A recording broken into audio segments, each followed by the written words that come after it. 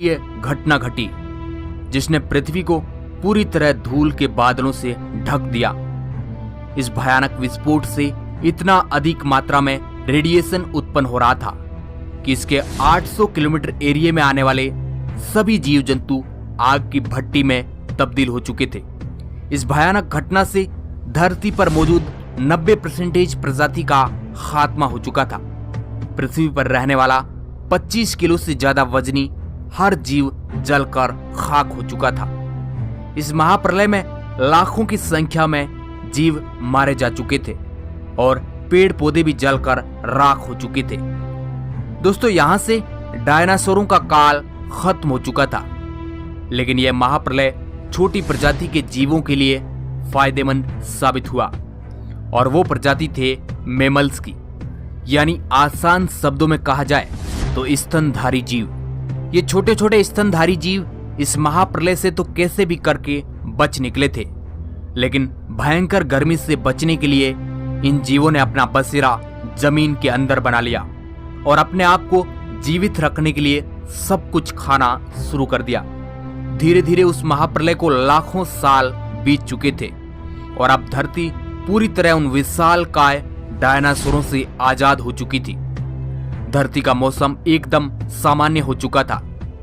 पृथ्वी की सतह पर फिर से पेड़ पौधों का विकास होने लगा और शुरुआत होती है एक नई दुनिया की। इस दुनिया में हमारे पूर्वज यानी मैमल्स समय के साथ साथ काफी विकसित हो रहे थे और ये आकार में पहले की तुलना में काफी बड़े हो चुके थे। उनमें से अलग अलग प्रजाति की उत्पत्ति हुई। उनमें से कई सारे जीव जिनके हाथ और पैर हमारी तरह ही थे, उनके शरीर में धीरे धीरे बदलाव होता रहा और वो अब सीधे खड़े होकर चलने लगे। अब समय आया आज से करीब 4.7 करोड़ साल पहले। उस वक्त पृथ्वी के वातावरण में लगातार बदलाव हो रहे थे। पृथ्वी के अंदर मौजूद टेक्टोनिक प्लेट्स में हलचल पैदा होने लगी और इसका नतीजा ये हुआ कि धरती के दो बड़े भूभाग आपस में टकरा गए।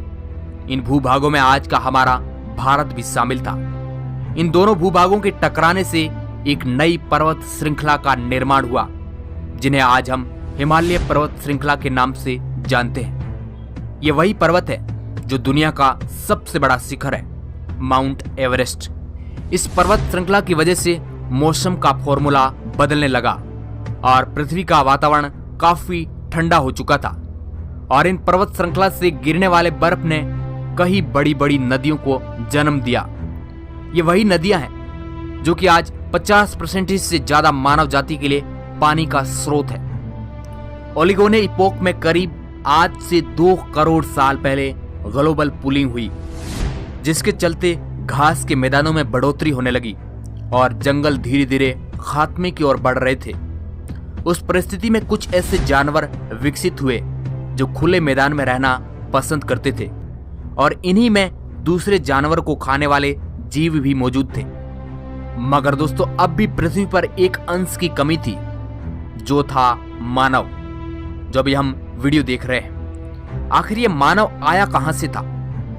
आज से करीब 1 करोड़ साल पहले पृथ्वी का रूप काफी हद तक आज के जैसा बन चुका था और अब पृथ्वी की परिस्थितियां धीरे धीरे बदलने लग गई थी। आज से करीब 40 लाख वर्ष पहले पृथ्वी के अंदर टेक्टोनिक प्लेट में हलचल होने से अफ्रीका के पूर्वी इलाकों में एक नई पर्वत श्रृंखला का जन्म हुआ, ईस्ट अफ्रीकन रिफ्ट वाले। ये पर्वत श्रृंखला यहाँ पर आने वाली मौसमी हवाओं के लिए एक अवरुद्ध बनकर खड़ी हो गई थी। इसकी वजह से यहाँ का वातावरण पूरी तरह से बदल गया और इस जंगलों में बारिश आनी बंद हो गई। इन विशाल जंगलों में निवास करते थे एप्स, जिन्हें पेरोलापिथिकस के नाम से जाना जाता है। इनका निवास स्थान पेड़ों पर था और उन्हें भरपूर मात्रा में खाना खाने के लिए बड़ी आसानी से मिल जाता था। ये एक टहनी से दूसरी टहनी पर कूदने में सक्षम नहीं थे। ये कभी कभी पेड़ों की डाली पर 2 पैरों पर चलते थे। आगे चलकर ये बंदरों की प्रजाति गोरिल्ला और चिंपांजी में बदल गई तो कुछ इंसानों में तब्दील हो गई। ये पूरे अफ्रीका में फैले हुए थे, मगर समय बीतने के साथ साथ यहाँ पर अकाल की स्थिति आ गई। बारिश न होने की वजह से जंगल पूरी तरह से साफ हो चुके थे और इन एप्स के लिए पेट भरना भी मुश्किल हो रहा था। खाने की तलाश में इन्होंने पेड़ों से नीचे कदम रखा। ये थे अर्धीपिथिकस रेमिडस। ये हमारे पूर्वज थे। आज हम इन्हीं से डेवलप होकर ऐसे बने हैं। इस मानव प्रजाति ने सबसे पहले जमीन पर कदम रखा और ये मानव इतिहास का जमीन पर पहला कदम था। इनकी शक्ल कुछ हद तक हम इंसानों से मिलती थी और इनका दिमाग संतरे के जितना बड़ा होता था और इनके पास हम इंसानों जैसे दांत भी हुआ करते थे और आकार में ये लगभग 4 फीट लंबे होते थे। कई हजार सालों के विकास क्रम के बाद इन्होंने अपने आप को 2 पैरों पर चलने के लिए सक्षम बना लिया, जिस कारण ऊर्जा भी कम खर्च होती थी। 2 पैरों पर चलने की वजह से ये काफी लंबी दूरी तक अपनी नजर घुमा सकते थे। साथ ही साथ इनका दिमाग भी बुद्धिमान होता जा रहा था। समय बीतता गया, विकास की प्रक्रिया लगातार चलती रही और हमारे पूर्वज अपने शरीर में विकास करते गए। आज से करीब 23 लाख साल पहले हमारे पूर्वजों ने अपने दिमाग को काफी ज्यादा विकसित कर लिया था। इस प्रजाति का नाम था होमो हेबिलिस और उन्होंने पहली बार पत्थर को हथियार के रूप में इस्तेमाल करना शुरू किया और धीरे धीरे धारदार पत्थर की मदद से हथौड़ा बना लिया।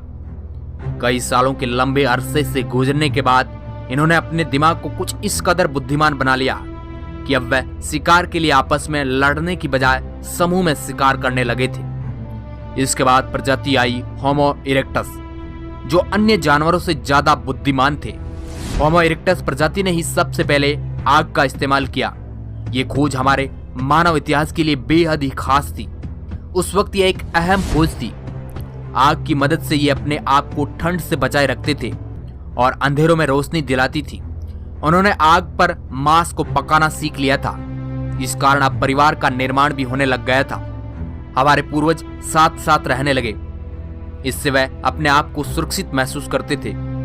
आग से पका मांस खाने में बहुत ही कम ऊर्जा का इस्तेमाल करना पड़ता था, जिस कारण यह ऊर्जा उनके दिमाग पे खर्च होने लगी और इनका दिमाग भी आकार में काफी बड़ा हो चुका था। हमारे ये पूर्वज अन्य जानवरों से बहुत ही ज्यादा बुद्धिमान थे और पृथ्वी पर मिलजुल कर रहने वाले पहले बुद्धिमान जीव थे।